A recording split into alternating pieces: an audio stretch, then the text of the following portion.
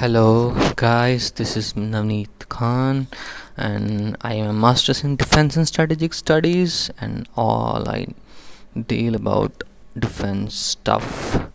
So let's get started. And today I'm gonna talk about The Art of War by Sun Tzu, who is a renowned military thinker of Asia. There will be no person who is in the field of defense and strategic studies and who doesn't know Sun Tzu and The Art of War. So, Art of War was written in China between 450 and 300 BC. China in that period was going under a strategic battle, an era of conflict between two dynasties. One was the Qing dynasty, and the second was the Han dynasty. The Han dynasty. So, Sun Tzu's Art of War influenced every military and political leader, and like Art of War is kind of directed on certain aspect of army planning, you can say. Those are like supplying the troops, the transportation of resources on the battlefield, and the coordination between the troops, and porters, cooks. Like, you have to keep your troops well energetic, sort of stuff. And you need always need the map maker. This is the most crucial aspect of Santu focus. Like, well, you have to kind of maintain and provide food resources to the families of the soldier who went on the battlefield, and you know about the weather of the battlefield, and there is the knowledge of terrain, whether a place is a hilly one, or or a bushy stuff, or a different deserty terrain. So need to know about the terrain before going into the battlefield. So Sun Tzu all kind of put his book into 13 chapters, and these chapters contain certain strategic statements. These strategic statements, like people, certain people who are from outside of defense studies field think that these statements can be applicable, or in the today's modern battles, or today modern military conflicts. But I want to tell you, like, and I will assure you that these strategic statements are not obsolete, and they are also very realistic in today's battlefield also. So Santos has a strong belief in the autonomy of the sovereign, like a state, or we can say uh, country governing itself should be sovereign, and he should not be interfered in matters of military affairs, deciding those military affairs. So the doctrine is a complex theory of the use of power in organizations. So Sun Tzu first of all talks about the estimates. Like, he says, like, the fundamental factor and element of managing an army and waging war is estimation. Estimation about your enemy's troops, enemy's resources gives you an edge. He says, like, if you know about your enemy very well, but most importantly you have to know about yourself. Like, it is important to know about your enemy, but it is more important know about yourself and your resources. Your resources are very important. So Sant Tzu says that waging war before waging war, there's a certain thing which should be considered. First is logistical consideration of war. You must realize the need of war, what you're gonna need in a war, what are the demands of that battlefield, the weaponry and all that stuff. And the motivation of troops will get low if you won't consider these logistical sport. Like, you are in the middle of a war, and like your food resources get obsolete, and you cannot provide food to your soldiers, so your troops gonna, will be on low morale and they cannot fight up to their level. So in the third chapter, Sant Tzu talks about offensive strategy. He says like the best way to win a battle is by offensive strategy. But by offensive strategy, like the other thinkers like the Clausewitz says, he like the theory of attribution, and sorry, the theory of attrition. He says like you need to destroy completely your enemy. He says there should be no part of your enemy's resources should be left, whether it is manpower, whether it is infrastructure and those things. But Santju on the opposite side says offensive strategy is the best strategy which wins you the war without even fighting a battle. So in he says like you need certain maneuvers or certain things, so that a strategy which even does not allow you to waste your resources and does not forces you into a battle itself. So the fourth chapter he says about the dispositions, and this is very interesting to know what is the meaning of disposition is here. It doesn't mean position. I'm repeating it. It doesn't mean positioning. He doesn't mean about positioning. He talks about dispositioning, which means you just show your enemy like the disposition of your troops.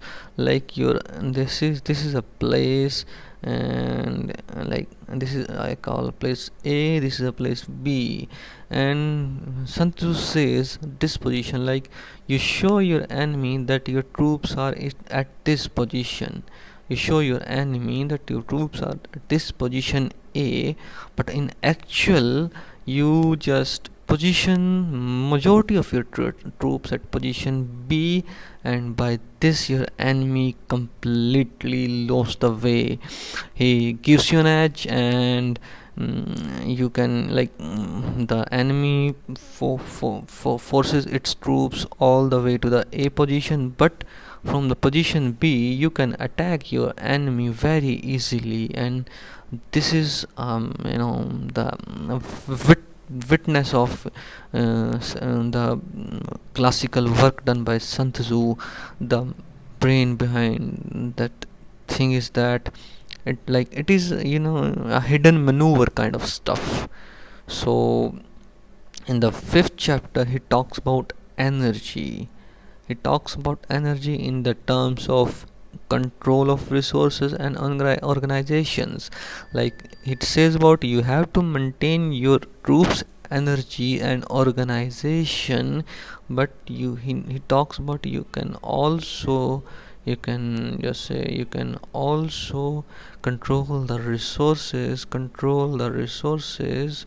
of your enemy. And this is very important. Like if you control the resources of your enemy, their resources gonna exhaust, and the morals of the troops will get lower and lower, and they gonna surrender to in front of you. So in the sixth chapter, Sun Tzu focuses on weaknesses and strength, and how to attack the enemy, and the importance of examining the situation. Like in this way, Sun Tzu says, like in a classical way we can understand this like this. Like this is a position A, this is a position B, this is the position C. Sun Tzu says you have to recognize, you have to examine which position is the weakest position. I will say this position is the weakest. I just donated X for weakness and Y for the strength. Sun Tzu says, like, if you are able to analyze the weakness of the enemy, you should attack the weakened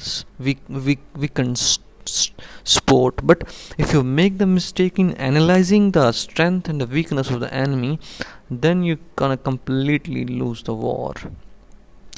And the seventh one is the maneuver.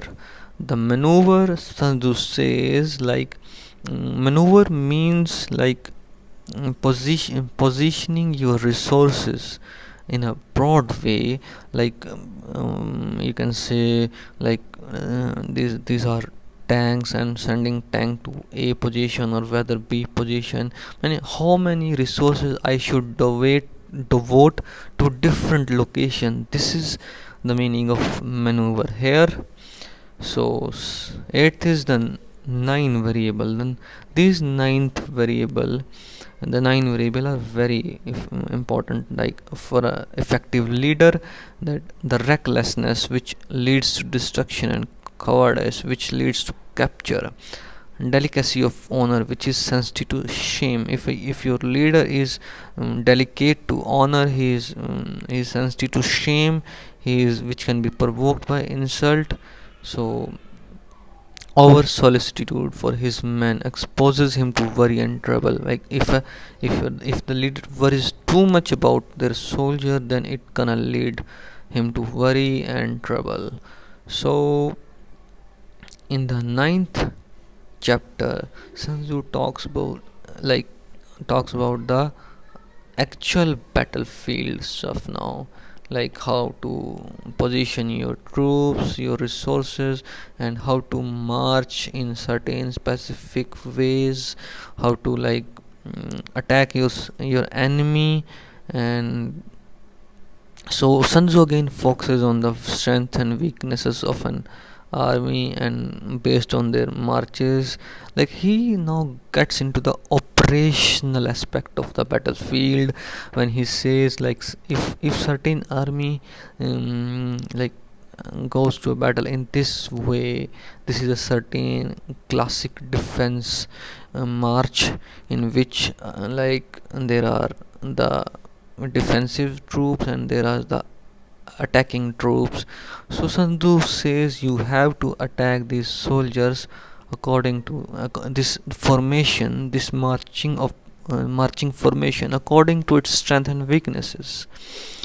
So in the 10th chapter, it talks about the terrain. Like, we have talked about how important is the terrain for a battlefield, like how you study, like, if like we know that like gorillas are successful because of the knowledge of the terrain they are into, and like they know where to attack, where to play defensively, where to hide, and they know the ways how to get disappear after attacking the enemy. So terrain becomes a very crucial aspect, and the troops must be familiar with the terrain, the troops must be trained according to the terrain. So in the 11th chapter, he talks about the various variables of ground, like the ground on which battle, like we can say the battlefield. So he says about the human principle, like the rewards and the punishments that can arouse from the battlefield. The 12th is attack by fire. Consideration related to the use of fire in attack, and in some EQ consideration. It means like attack by fire means completely surprising the enemy with the ambush and fire. It gives you an edge. The enemy loses his defensive approach or an offensive approach if there is. So attack by fire brings a certain element of surprise to the battlefield, and it surprises the enemy and it gives you an edge. The third and the 13th and the final chapter in it, which is talks about the employment of secret agents. He knows like how important is the information can win you the battle, but it can lead you to you know it can lead you to losses also if you don't know the important information you need to know about your enemy. Like if in a certain you say enemy area, your spies are working and providing you informations, so it gonna give you certain gives you the information about the troops quantity, their quality, their strategies, and many more things. We like the knowledge of the terrain also can be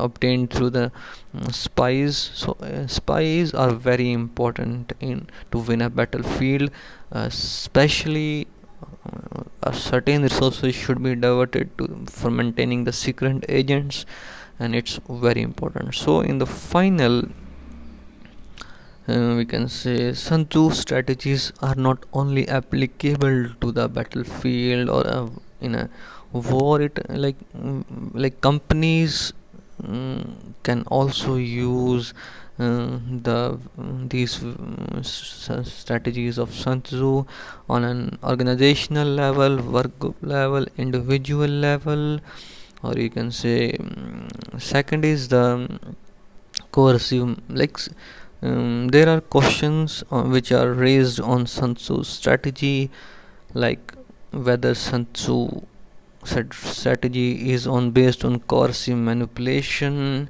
and it works on the demonstrative control. We will talk about these questions in the next video. Thank you for listening. I'm gonna sign off now.